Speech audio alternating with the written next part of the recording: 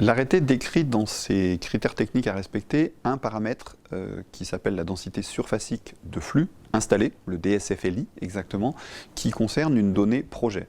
Les trois autres données techniques étant liées au luminaire, donc peuvent être sur une fiche technique de ce luminaire.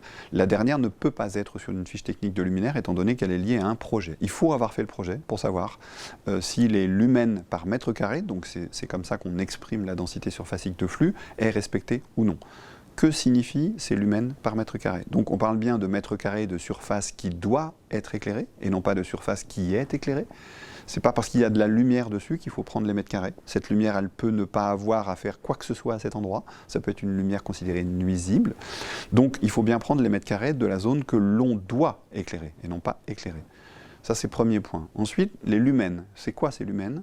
On parle bien de lumens sortant du luminaire et non pas de lumen de la source elle-même, puisque dans l'arrêté, il y a quand même une ambiguïté là-dessus, mais ce que l'on considère comme source lorsque l'on parle d'un luminaire à LED, c'est bien le luminaire lui-même.